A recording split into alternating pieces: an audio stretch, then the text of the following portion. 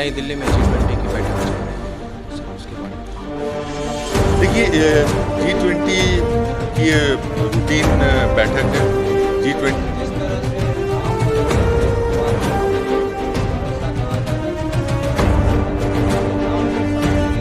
जा रहा है।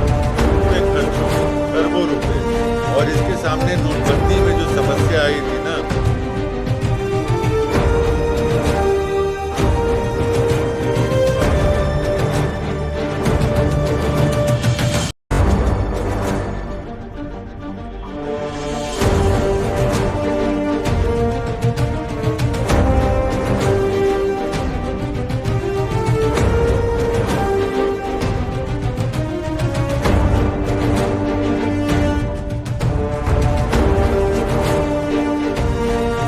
जनता दल जिंदाबाद जिंदाबाद राहुल गांधी जिंदाबाद जिंदाबाद। नमस्कार, इस वक्त मैं मौजूद हूँ बेगूसराय के सर्किट हाउस में, जहाँ पर अभी राजद के प्रवक्ता करुण सागर का आगमन हुआ, जिनका कार्यकर्ताओं द्वारा फूलमाला से स्वागत किया गया।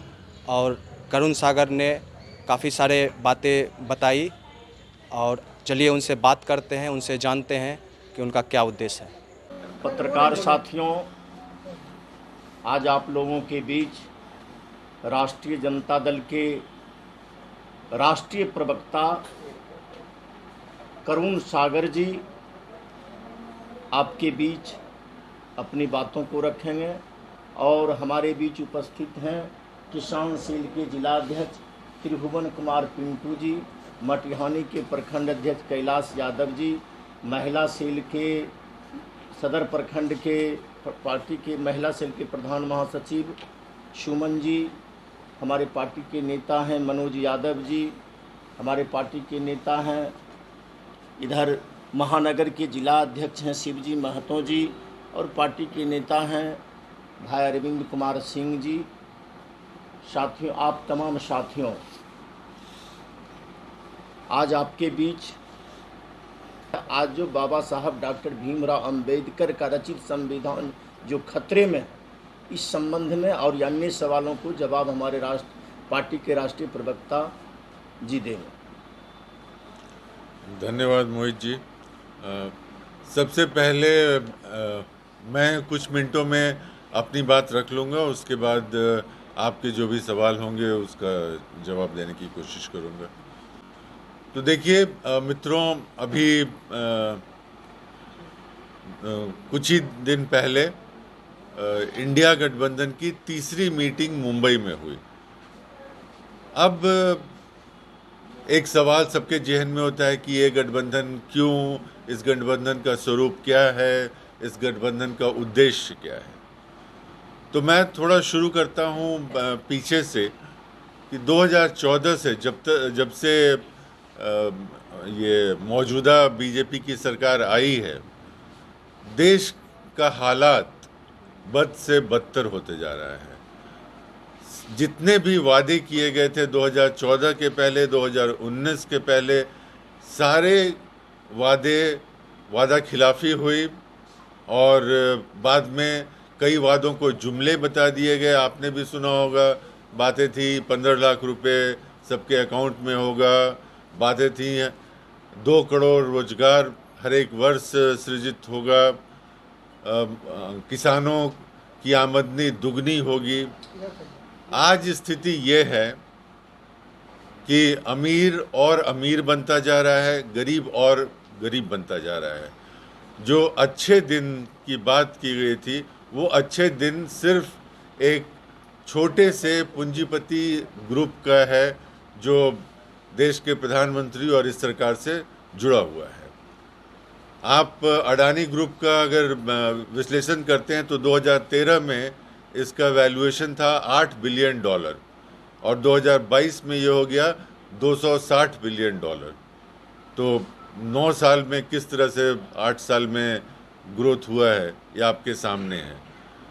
जो भारत में जो विदेशी कर्ज था, जो हर नागरिक के ऊपर कर्ज होता है, वो 50 लाख करोड़ था 2014 में, और 2023 में वो आकर 150 से ज़्यादा करोड़ हो गया है। आज हर बच्चा जो भारत में पैदा होता है वो 1.25 लाख का कर्ज अपने ऊपर लेकर पैदा होता है।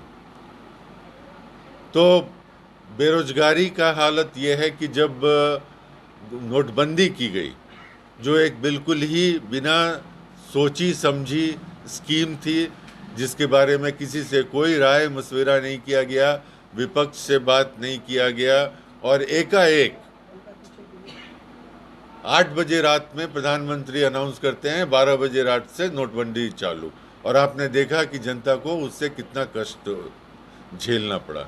और वो जो 2-3 महीने का कष्ट था, सिर्फ वो नहीं है, उसने जो हमारे माइक्रो, मिनी, स्मॉल और मीडियम इंडस्ट्री है उसकी कमर तोड़ दी। और वो इंडस्ट्री है जो इस देश में जीडीपी में सबसे ज़्यादा कंट्रीब्यूट करता है और सबसे ज़्यादा रोजगार का सृजन करता है। किसानों की हालात आपने देखी, 1 साल तक दिल्ली के बॉर्डर पर किसान बैठे रहे किसान बिल के खिलाफ, और लगभग 750 किसान भाइयों ने इसमें शहादत दी, और उसके बाद ये बिल वापस आया। आज जिस तरह से संवैधानिक व्यवस्था जो हमारी है, जो महात्मा गांधी के सपनों का संविधान है, जो बाबा साहब भीमराव अंबेडकर के बनाया हुआ संविधान है, आज वो खतरे में है।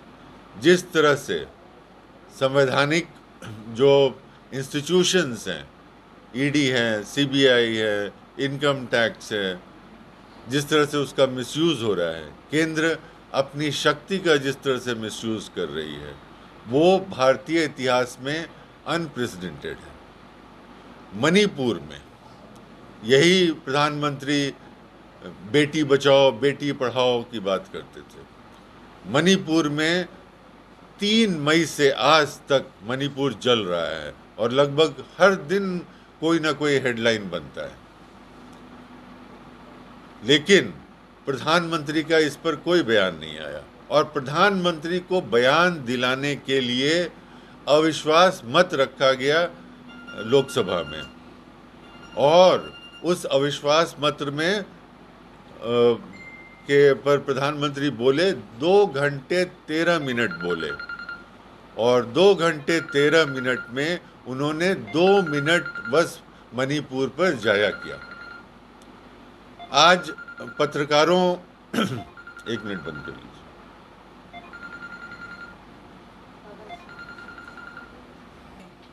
आज जो पत्रकार हैं वो किस मुश्किल में काम कर रहे हैं, ये आप जैसे जो फील्ड में पत्रकार हैं वो महसूस करते होंगे। किस तरह से आपका मैनेजमेंट सरकार के साथ सौदा करता है, किस तरह रोज हेडलाइन बनाया जाता है और आपको खबरें चलाई जानी पड़ती हैं।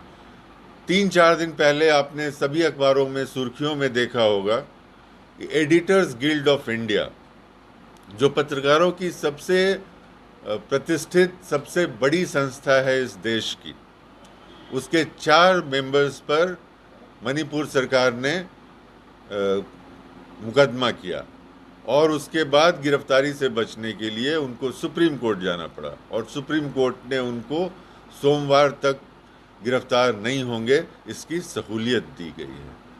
तो इस समय चाहे गरीब हो, मजदूर हो, किसान हो, मध्यम वर्ग हो, नौकरी पेशा हो, सभी परेशान हैं। जो अब हर जगह डिमांड हो रही है पुराने पेंशन की, और कई जगह गैर भाजपा सरकार वाले राज्यों ने इसे लागू भी कर दिया है, लेकिन कहीं भी भाजपाई राज्यों में लागू नहीं हुआ है, केंद्र सरकार ने लागू नहीं किया है। आप हर तरह से देख रहे हैं कि ये सरकार किस तरह से आम जनता से दूर कुछ खास लोगों के लिए काम कर रही है। इस देश का 1% जो पूंजीपति वर्ग है वो इस देश की 40% संपत्ति का मालिक है। और अभी 3-4 दिन पहले आपने देखा होगा कि जी टीवी के सुभाष चंद्रा का, उन पर 8,500 करोड़ का लोन चुकाने की बात थी, 6,900 करोड़ माफ कर दिया गया। इस सरकार ने, मनमोहन सिंह जी की सरकार ने 10 सालों में 2.5 करोड़ 2.5 लाख करोड़ लोन माफ किए थे। इस सरकार ने पिछले 9 साल में 15,43,000 करोड़ लोन माफ किए हैं। और ये लोन किसके माफ हुए? ये लोन हमारे आपके इनके तो नहीं हुए। जिस किसान ने ट्रैक्टर लिया होगा उसके लिए नहीं माफ हुआ है, जिसने बीज लिया उसने नहीं माफ किया है। आपने देखा सनी देओल के खिलाफ बैंक ने उनके घर को मॉर्गेज करने का नोटिस भेजा और बाद में बैंक के मैनेजमेंट को माफ़ी मांग के वो नोटिस वापस लेनी पड़ी। तो ये जो सरकार जिस तरह से चल रही है और रोज मुद्दे बनाए जा रहे हैं, और ये मुद्दे सिर्फ इसलिए उठाए जा रहे हैं ताकि आप जैसे पत्रकार और हमारे जैसे प्रवक्ता इस देश के जो मजदूर, किसान, मजबूर जनता है, जो सिसकती बिलखती जनता है, उसको आंसुओं के को पोंछने का हमें समय ना मिले, इसलिए एक एक मुद्दे परोसे जा रहे हैं। कभी वो सनातन धर्म का मुद्दा होगा, कभी वन नेशन वन इलेक्शन का होगा, कभी इंडिया वर्सेस भारत का होगा। और देखिए मित्रों, ये जब तक चुनाव नहीं होगा, चुनाव दिसंबर जनवरी में होगा या चुनाव अप्रैल मई में होगा, ये तो किसी को पता नहीं है। जब तक चुनाव नहीं होगा, इस तरह के मुद्दे जो समाज को बांटने वाला हो, जो भावुकता दिलाता हो, जो दोस्त में, भाई में, बाप बेटे में झगड़ा लगाने वाला हो, ऐसे मुद्दे उठाए जाएंगे ताकि आप उन मुद्दों की बात नहीं कीजिए जो इस देश की जनता को चाहिए। और इसलिए ये जो इंडिया गठबंधन नाम जो अलायंस हुआ है वो इसीलिए हुआ है। ये किसी व्यक्ति के खिलाफ नहीं है, किसी व्यक्ति से हमें नफरत नहीं है, ये एक विचारधारा की लड़ाई है। ये मुद्दा बनाम मोदी है, ये सामाजिक सौहार्द वर्सेस सांप्रदायिकतावाद है, ये जनता वर्सेस मित्रवाद है।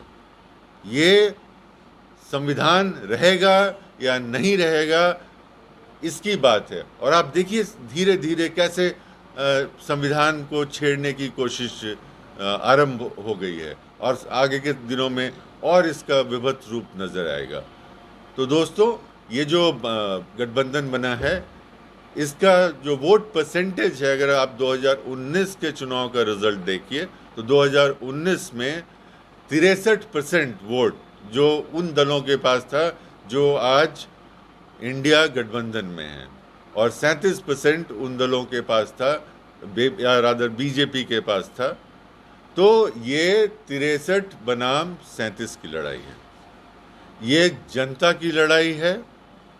और जैसे हमारे उप मुख्यमंत्री तेजस्वी यादव जी ने कहा कि जनता ने हमें कहा है, और अगर हम एकजुट आज नहीं होते हैं, सब मिलकर नहीं लड़ते हैं, अगर ये 63% वोट नहीं बढ़ता है तो आने वाली संतति हमें माफ़ नहीं करेगी, इस देश की जनता हमें माफ़ नहीं करेगी। और इसीलिए इस गठबंधन का निर्माण हुआ है, और इस गठबंधन का जो नारा है, जुड़ेगा भारत, जीतेगा इंडिया। तो ये भारत नाम करें तो भी हम भारत में पहले से हैं, ये इंडिया नाम तो है ही। और मेरा कहना है कि इंडिया और भारत तो हमेशा से रहा है। हिंदी में आप कभी बोलते हैं कि हम इंडियन हैं, हमेशा बोलते हैं हम भारतीय हैं, और इंग्लिश में बोलते हैं आई एम एन इंडियन। तो ये तो बिल्कुल जो एक बहस का मुद्दा ही नहीं है उसको मुद्दा बनाया जा रहा है। और जैसा मैंने कहा, इस तरह के मुद्दे बनाए जाएंगे। इसके बाद आप कुछ भी सवाल करना। जिस तरह से नाम बदलने की शुरुआत हो रही है और ऐसा कहा जा रहा है कि इंडिया गठबंधन के नाम से सब प्रेरित होकर किया जा रहा है, तो सर एक सवाल है कि अगर ऐसा आगे जारी रहा तो ऐसा नहीं लगता कि देश का लाखों करोड़ों रुपया इस नाम बदलने में इन्वेस्ट किए जाएंगे? जैसे फिर नाम तो नोट पे भी है और भी कई संस्थाएं जहां पर नाम इंडिया है, तो हर चीज़ का भारत। देखिए, आप करोड़ बोल रहे हैं, खरबों रुपए खर्च होंगे, खरबों रुपए। और इसके सामने नोटबंदी में जो समस्या आई थी ना, वो बहुत छोटी हो जाएगी। क्योंकि आप देखिए, हर डॉक्यूमेंट, आपके पास जो डॉक्यूमेंट्स हैं सारे बदलने पड़ेंगे। आपके पास आधार कार्ड है, आपके पास पैन कार्ड है, आपके पास पासपोर्ट है, बदलने पड़ेंगे। सारे नोट को वापस लेना पड़ेगा। सब पे रिजर्व बैंक ऑफ इंडिया लिखा हुआ है। तो क्या ये क्षमता है कि सारे नोट को आप मार्केट से लेके वापस करके पुनः छपाई करके मार्केट में लाइएगा?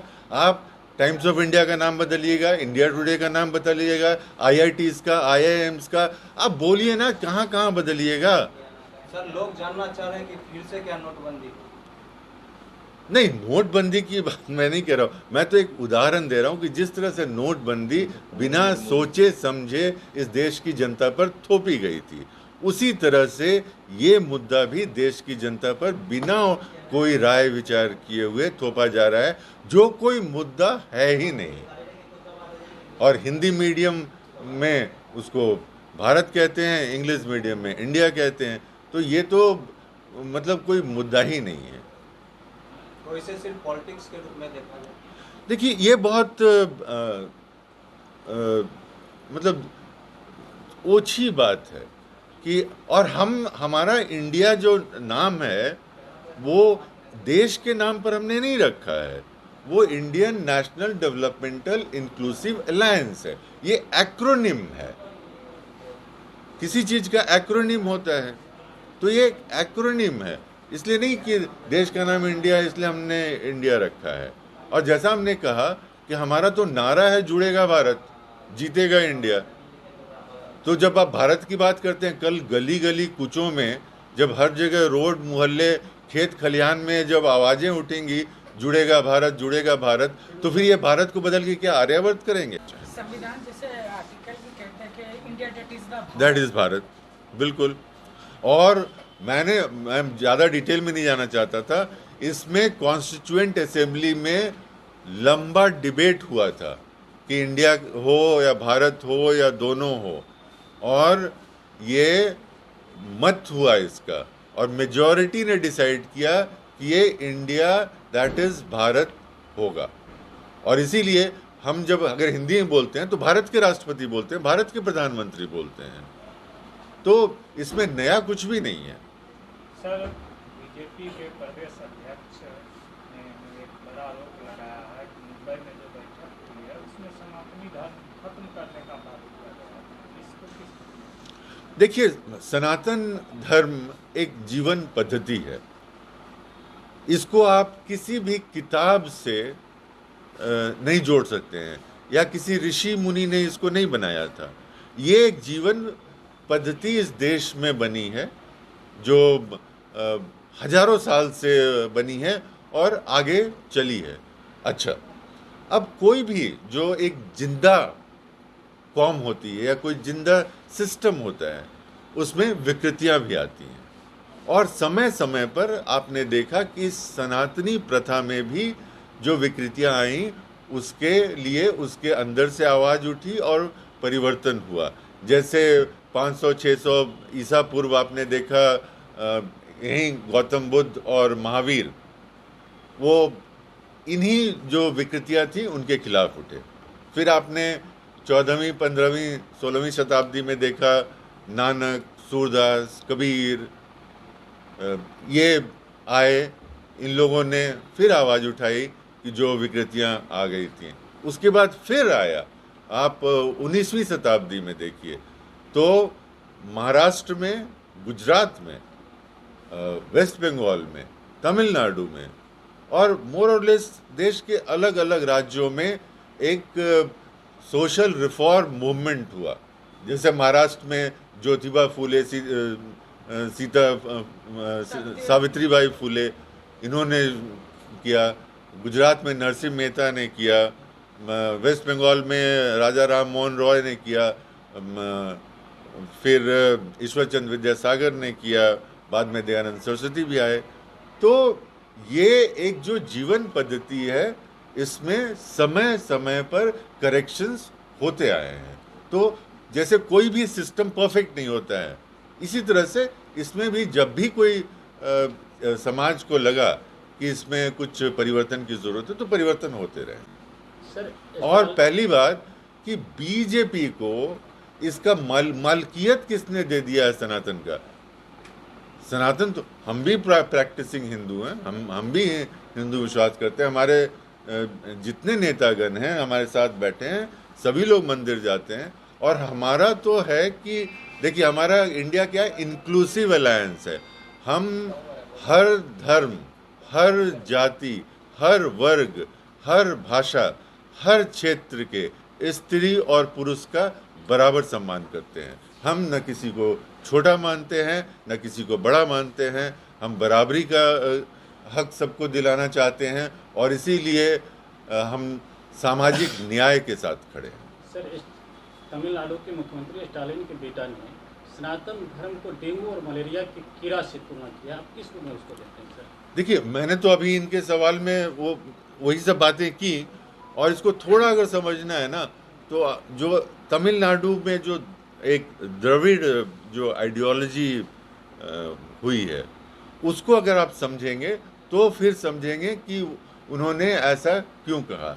लेकिन जैसा हमने कहा कि हम सब धर्म को सम्मान करते हैं, और इंडिया गठबंधन के कई शीर्ष नेताओं ने कहा है कि हम इस बात से इत्तेफाक नहीं करते हैं। तो यही हमारा भी स्टैंड है। सर, अब तमिलनाडु में डीजीपी भी रहे सर, मनीष कश्यप पर एनएसए लगाया गया, उसको कहाँ तक जाए और कहाँ तक सर उसको गलत साबित? देखिए, मनीष कश्यप पे जब मुकदमा हुआ था उस समय हम वहाँ थे भी नहीं, उस समय हम रिटायर हो गए थे, इसलिए मुझे केस के बारे में कुछ पता नहीं है। दूसरी बात है कि जो हमने अखबारों में देखा कि ये एनएसए का मामला सुप्रीम कोर्ट तक गया, और सुप्रीम कोर्ट ने उसको बहाल किया, एनएसए को बहाल किया। और एनएसए का ऑर्डर पास कौन करते हैं? आर.एन. रवि जो गवर्नर हैं, और वो बिहार के ही हैं। तो गवर्नर ने इसकी अनुशंसा की, सुप्रीम कोर्ट ने इसको कंफर्म किया। तो जब न्यायपालिका की प्रक्रिया है तो इसमें कोई भी टिप्पणी करना किसी भी आदमी के लिए उचित नहीं होगा। सर, बीजेपी का एक आरोप ये भी आप लोग पर लग रहा है कि इंडिया की 3 बैठकें हो चुकी है, अभी तक वो संयोजक भी नियुक्त नहीं कर पाई है।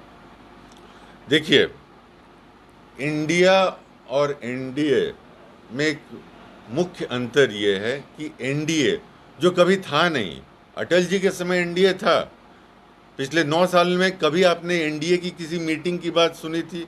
कहीं एनडीए का शब्द आपने सुना था? एनडीए हमारे बेंगलुरु बैठक की डर से पैदा हुई चीज़ है, ठीक है? क्योंकि हमारे यहाँ 26 दल थे, तो यहाँ 38 दल बुलाए गए, और ऐसे ऐसे दल जिसका अस्तित्व अपने आप में संदेहास्पद है, जिनके नेता को कोई नहीं जानता है, जिनके पास ना कोई एमएलए है, ना कोई एमपी है, कुछ भी नहीं है। तो इंडिया गठबंधन को बनाया गया किस लिए?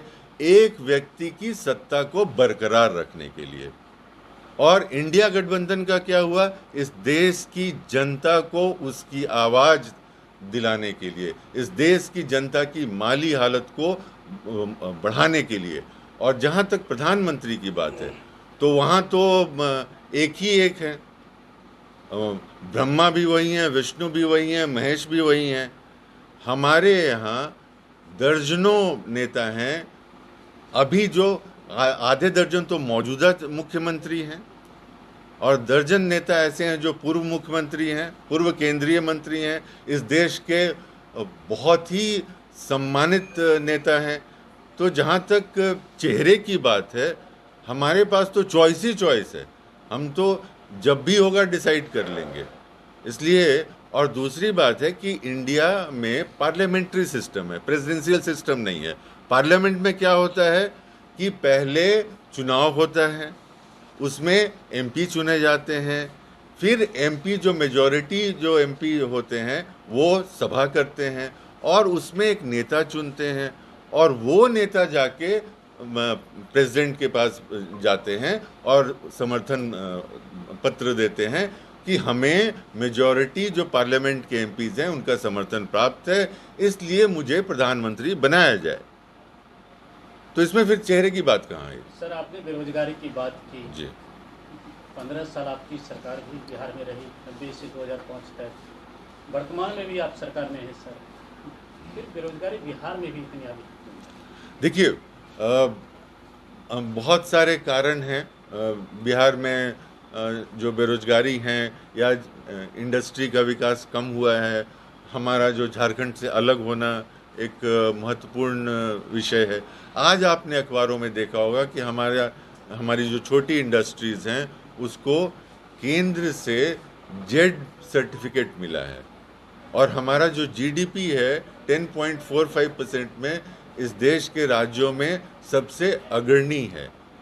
तो हम लोग प्रगति कर रहे हैं और हमारे नेता ने तो 2020 में ही कहा था कि हम आने पर 10 लाख रोजगार देंगे और सत्ता में आने के बाद भी उन्होंने हर मंच से, असेंबली के अंदर, प्रेस के साथ वार्ता करते समय ये बताया है कि 2025 के चुनाव के पहले हम 10 लाख नौकरी जरूर देंगे और इसीलिए लगातार बहालियां हो रही हैं, लगातार एडवर्टीजमेंट्स निकल रहे हैं, बहाली की प्रक्रिया चल रही है। तो हम अपने वादे को कभी भी चुनावी जुमला नहीं कहेंगे, हम इस वादे पर कायम हैं और करके दिखाएंगे। सर, नई दिल्ली में G20 की बैठक चल रही है सर, उसके बारे में। देखिए, G20 की ये रूटीन बैठक है। G20 में 20 दल सदस्य हैं और ये 18वीं मीटिंग है। इसके पहले G20 की 17 मीटिंग्स हो चुकी हैं। तो ये विश्व के बहुत महत्वपूर्ण देशों के राज्याध्यक्ष इसमें शामिल होते हैं। अब देखना है कि इससे निकल कर के आता है, किस तरह के रेजोल्यूशंस पास होते हैं और जो जॉइंट जो स्टेटमेंट आएगा उसका महत्व होगा कि इससे आगे का जो हमारे जैसे खासकर जो भारत के जो कंसर्न्स हैं, जो भारत के से संबंधित जो मुद्दे हैं, उन मुद्दों पर किस तरह से विचार होती है और किस तरह के डिसीजंस होते हैं। सर, 2 देश के राष्ट्राध्यक्ष नहीं आ रहे हैं, जैसे उनको इनवाइट किया गया था। नहीं, इनवाइट किया गया था, ये हो सकता है। देखिए, जब इतना बड़ा सम्मेलन हो रहा है तो कई बार कुछ व्यक्तिगत कारण, कुछ आंतरिक कारण होते हैं जिससे किसी भी प्रोग्राम में 100% अटेंडेंस हो ज़रूरी नहीं है। लेकिन जितने लोग भी आए हैं वो महत्वपूर्ण हैं और देखना ये है कि इसका आउटकम क्या है, इसका जो फाइनल जो जॉइंट रेजोल्यूशन जो निकलता है वो क्या है, उससे भारत को कितना फ़ायदा होता है। जी सर, बहुत बहुत धन्यवाद सर। तो ये थे करुण सागर जी, राजद के प्रवक्ता, जिन्होंने बताया काफ़ी सारे मुद्दे पे बात हुई, G20 पे बात हुई और नाम इंडिया नाम चेंज पे भी बात हुई और उन्होंने बहुत सारा पक्ष रखा और एक क्लियरिफिकेंस जनता को मिल रहा है ताकि जनता एक अच्छा निर्णय ले सके आगे। मैं IFTTV के लिए अजीत कुमार, बेगूसराय।